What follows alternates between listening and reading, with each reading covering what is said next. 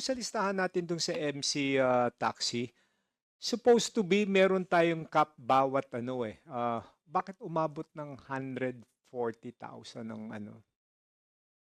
Chairman, just to put on record, we circulated a latest Yes, spread. Aha. Yesterday, dahil nga ho, hilong-hilo na ho yung departamento kung aling listahan ang gagamitin. Ang nangyayari, pag nag-payout kami, may susulpot, galit sa amin, wala sa listahan. Together with the LTFRB, we created a data center in DSWD. We've gone beyond our mandate, actually, Mr. Chairman. The department just wanted to be proactive about it. Lahat ng TNC, close to 160 of them, would come to the department yesterday together with their complete submission at ibabangga namin doon sa paid. Whoever is not paid, yan yung pwede pang i-pay out. Mr. Chairman, just for the record, I don't know the others' answer, but sa TNVS, the total na sinubmit, ito yung four-wheel, is 185,305. Sa MC Taxi, 293,520. MC Taxi 290. Yes, 293,520. This is actual na po to. Okay, but supposed to be ang MC Taxi yung sa 60 may cap sila eh.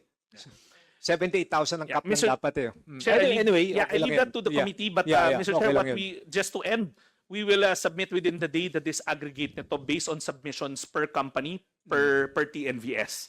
Kasi right now, we're in possession of that and we can let the committee decide what to do with it. Thank you, Mr. Chair. Sec, if I may ask again, what was the process ba? You inform yung mga riding up, yung mga association na they're eligible to submit their names, ganun ba? Or you just publish lahat ng drivers, everything they can claim? How was the process ba? Mr. Chairman, for the tricycle drivers, we worked with the LGUs. Okay, yeah, Mas madali ho yun ma-isolate.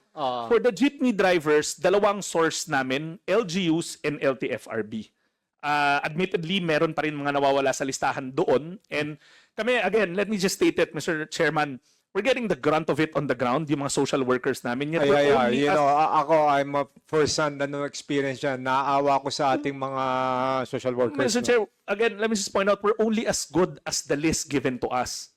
Kung ano yung binigay na listahan, ganun lang kami mag-pay out. Now, Mr. Chair, let me lump this together, yung MC Taxi, yung service delivery, at yung TNVS. Ang naging proseso nung una, we all spoke to the TNC to submit to LTFRB and DICT their list. From there, LTFRB and DICT will certify and give to DSWD and do the payout. Hindi na kami nagtatanong dyan except we try to look for duplicates. Ang nangyari ho, and napapaulit naman sa balita, pagdating namin sa payout na 22,000 lang na sa listahan, mas maraming nagagalit sa amin na wala sa listahan. So nagtataka kami, bakit? So balik kami ng balik until we found out nga na maraming nakatago, maraming hindi declared. So in short, the answer to your question is we spoke to the TNC and they submitted to us. Okay.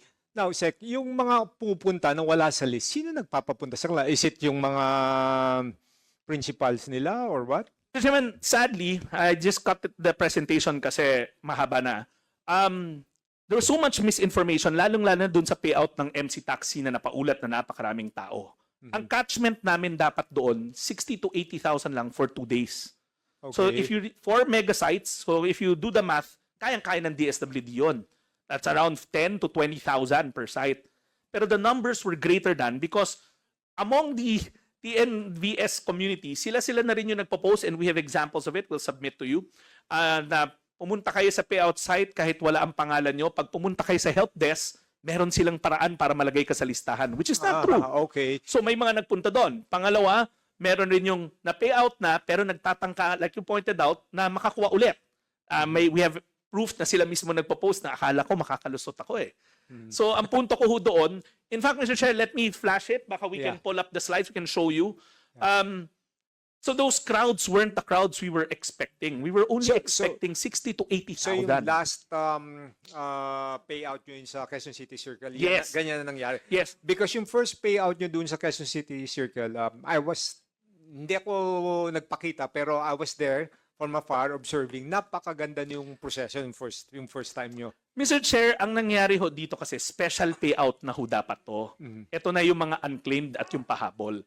So ang nangyari ho, upon consulting with the riders group, ito ang mga natuklasan ho namin. Ang request nila sana wag LGU specific na because maraming riders nakatira sa ang address sa labas ng Metro Manila pero sa loob sila ng Metro Manila nagtatrabaho. So kung magpe-payout kami let's say sa Laguna, wala sila doon dahil nasa Maynila ho sila. And wala talaga silang address sa Metro Manila. Sometimes nagbe-bed space, sometimes kung nakikitulog lang. So ang ginawa namin, 4 megasite at large yun. You can go to where you are closest. But this slide points to that challenge. Now we had 4 megasites, no? Wherein those megasites were supposed to only process 2 days, 60 to 80,000. But those lines were greater than. You can see the post on the side. It's from a rider himself na nagagalit siya sa kapwa rider niya na sinasabi niya, kayo kasi bayad na, nagtangka pa kayo. So sila na rin ho yung nagkukwento.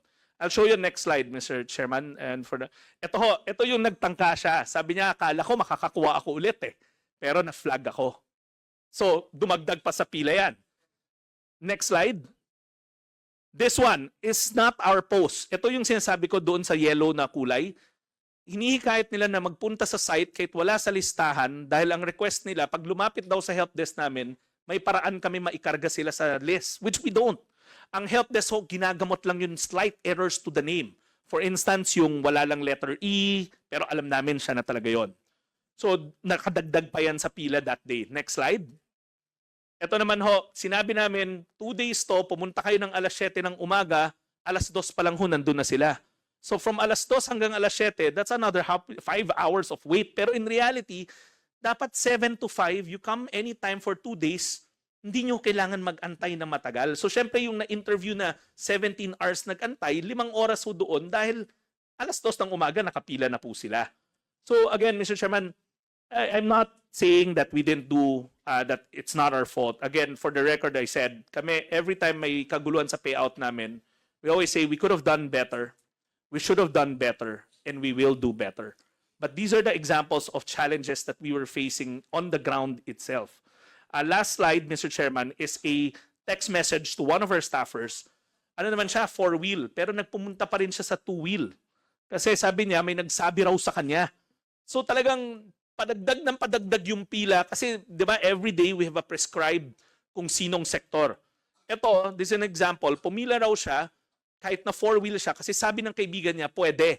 Pero that day wasn't meant for them. That day was meant for the 2-wheel drivers. 2-wheel ride-hailing apps. So, it was a compounding of so many misinformation that we were trying to fight. So, yan ho yung sagot sa tanong nyo na meron hong misinformation, sometimes from the lack of the TNCs, and admittedly, ilang beses namin pinakausapan yung mga kumpanya na mag-info campaign, pero within the community or the sector this large, napakarami ring kuro-kuro at maling impormasyon.